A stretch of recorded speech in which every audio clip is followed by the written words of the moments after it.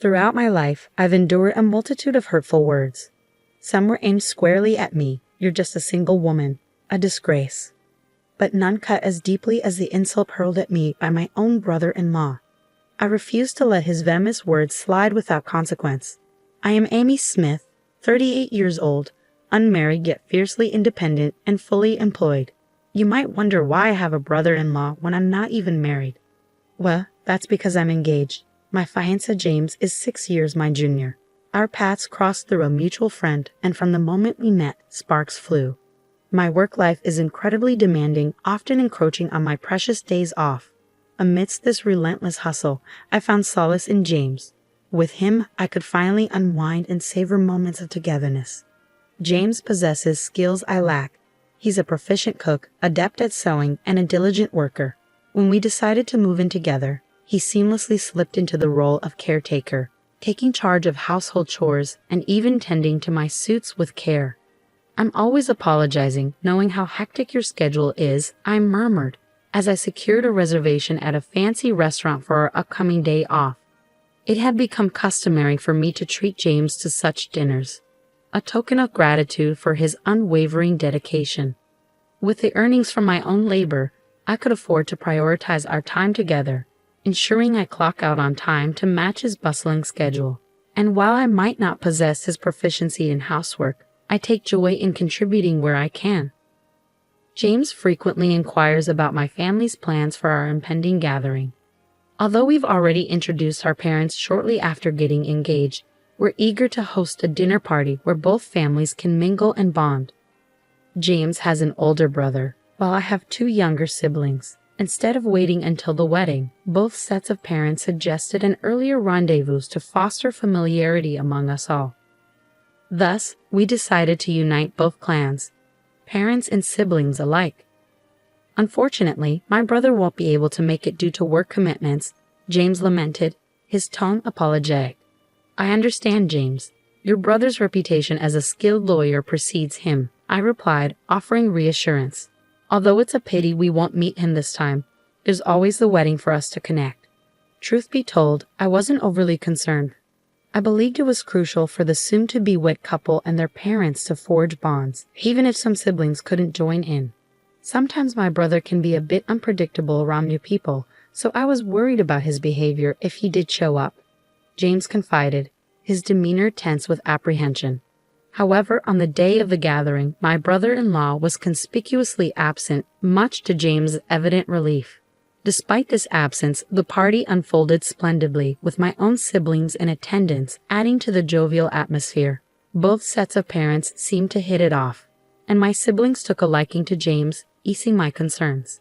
Reflecting on the event later, I couldn't help but feel it was a missed opportunity not to have met my brother-in-law. Yet, as time passed, I encountered him under different circumstances, only to find him displaying behavior that confirmed James's earlier concerns. In hindsight, I couldn't help but feel grateful that fate had spared me from a potentially unpleasant encounter at the dinner party. One day, my mother and I found ourselves at the university hospital. Concerned about her health, she had been referred to this renowned institution for a thorough evaluation following a visit to a local clinic near our family home. While her symptoms, including palpitations and dizziness, didn't initially raise alarm bells, I insisted on accompanying her to ensure her well-being, especially with our wedding looming on the horizon. Despite her youthful appearance in her mid-60s, the specter of potential serious illness loomed over my mother's health. Her decision to postpone marriage until her 40s had caused me considerable worry, but I felt a profound sense of indebtedness to her for raising my siblings so admirably. How about I cover the cost of a comprehensive checkup for you, Mom? I proposed earnestly, a conviction I had never felt more deeply. This is precisely why I work so hard, to be able to lend a hand in times like these when I can't afford to take time off from my family. As the tests couldn't be completed in a single day, we found ourselves making multiple trips to the hospital. However, tragedy struck during the second visit amidst the chaos of an exceptionally crowded day at the university hospital. With interminable queues stretching out before us, my mother and I found a quiet spot away from the bustling waiting area, where we could enjoy a cup of hot tea. Just as I settled in, my phone rang, likely a work-related call. Leaving my tea with my mother, I excused myself to take the call in a more private location. As expected, it was indeed a work-related inquiry regarding whether I intended to change my surname upon joining the family register. After the call, I returned to my mother, only to find her visibly upset. What was all that shouting about in the hospital? I hope everything is all right with my mother, I thought anxiously. As soon as I realized that the commotion was directed at my mother, I hurried over to her side. She stood up, her gestures filled with apologies, bowing repeatedly to a well-dressed man who exuded an air of arrogance. Who was he? I wondered, taking in his expensive suit, luxurious accessories, and haughty demeanor. The man berating my mother seems to be a debt collector, I deduced, noting the lack of familiarity between them. Stepping forward, I interjected, "Excuse me for interrupting. Has my mother caused you any harm?" The man turned his attention towards me, sizing me up with a scrutinizing gaze. She placed a cup of tea or something on the seat, and when I sat down, it spilled and stained my suit. "What do you intend to do about it?" "I have important matters to attend to after this," he demanded impatiently. Upon closer inspection, I noticed a faint dampness on his suit, confirming his grievance. "I'm truly sorry about the inconvenience. Please allow me to cover the cost of dry cleaning." I attempted to placate him, but he cut me off, his voice growing louder with frustration. The escalating altercation caught the attention of passers-by, and soon a few nurses emerged, followed by a curious crowd. Sensing the need to defuse the situation, the man relented. "I'll let you off with a cleaning fee." He then turned to me, seeking my contact information. "Could you provide me with your details so I can arrange for reimbursement?" he asked, adopting a more composed tone. "Oh dear, I seem to have misplaced my business card. Usually, I'm more prepared for situations like this," remarked a passing security guard, offering his concern. Sensing tension, he inquired, "Is everything all right? Do you need assistance?" The man clicked his tongue disapprovingly before flinging his business card in my direction. "Make sure you give me a call," he demanded sternly.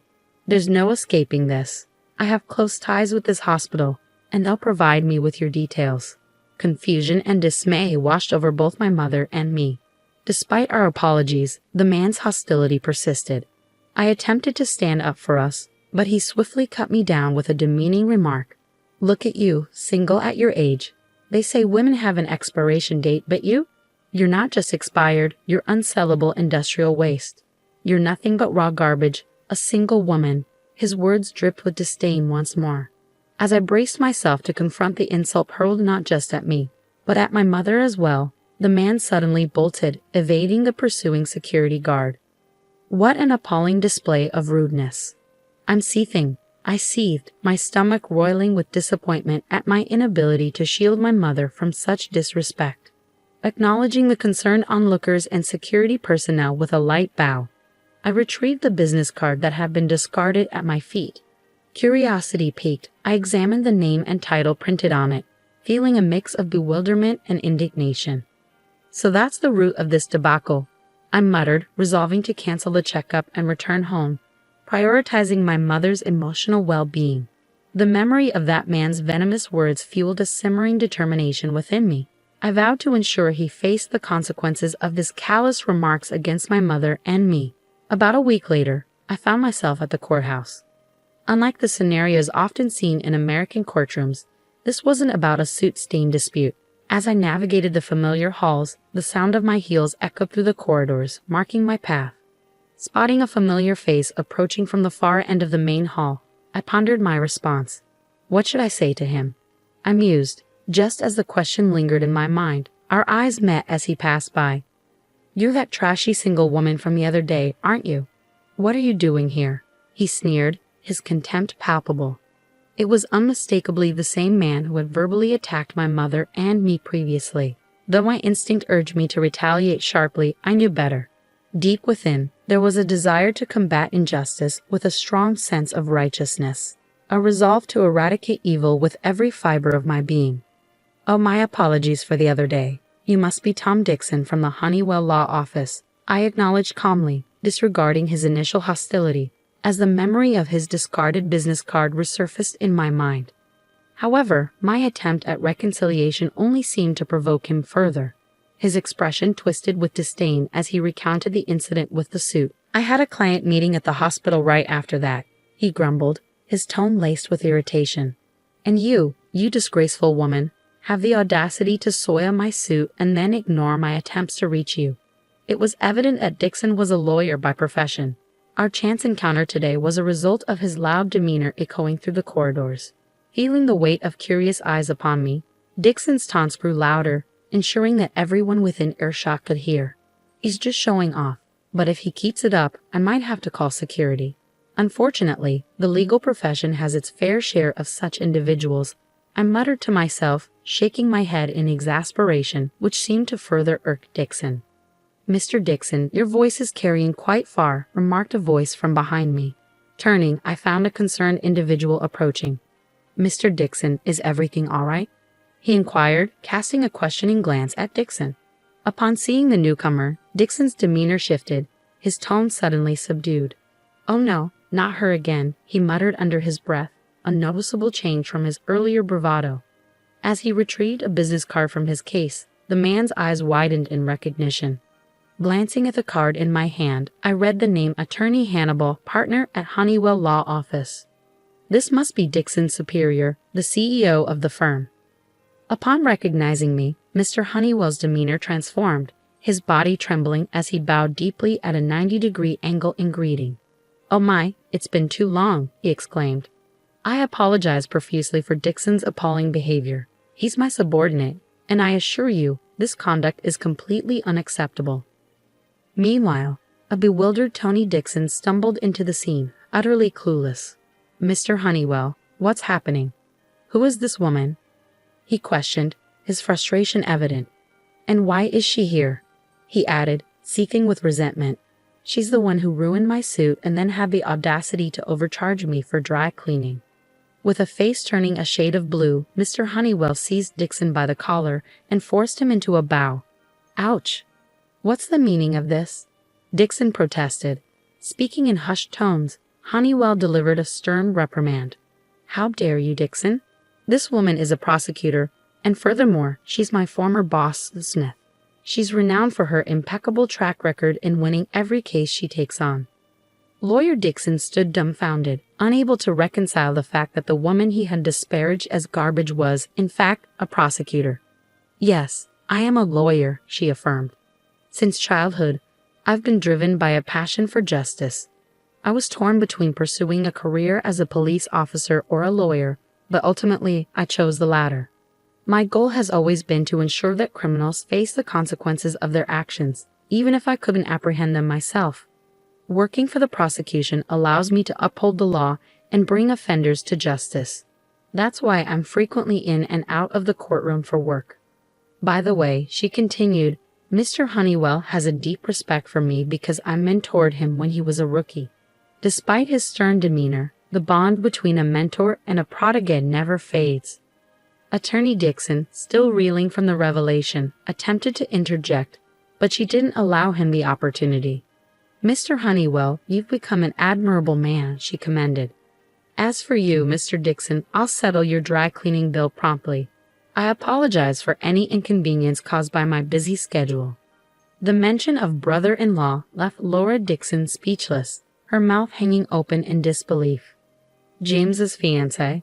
No way," he muttered, his voice catching as he froze in place. Glancing at the business card he'd flung at me earlier, I pieced together the puzzle. This rude individual was none other than my brother-in-law, who had missed a family wedding due to work commitments. Observing his complexion turn ashen, I addressed him sternly. "As a lawyer, you're well aware that derogatory remarks like 'a single woman is garbage' are considered deeply offensive. While I was prepared to cover the dry cleaning costs, your reaction was utterly unacceptable. Under the law, such behavior can result in a sentence of up to 1 year in prison, a fine of no more than $3,000, or both. Which option do you prefer?" I delivered the ultimatum with a smile playing on my lips. Realizing the gravity of his situation, Attorney Dixon sank to his knees, bowing humbly. "Please forgive me, especially if this were to attract media attention. I understand that assertive lawyers are particularly sensitive to public perception. Sometime later, I celebrated a joyous wedding and am now reveling in the bliss of newlywed life. James has embraced his role as a full-time house husband, allowing me to throw myself wholeheartedly into my work for the betterment of our family. Despite his earlier transgressions, my brother-in-law has since apologized profusely to both my mother and me. He even offered to settle the dispute, but I opted to let go of the dry cleaning bill and move on. I am confident in my ability to earn the money myself. It's likely that my brother-in-law's absence from the ceremony was due to feeling uncomfortable about the situation. As a consequence of his actions and the complaints from other customers, my brother-in-law's business has taken a significant hit. It's true what they say, bad deeds eventually come to light. I've made a vow to myself to safeguard this newfound happiness, ensuring that we can continue to support and uplift each other through life's challenges.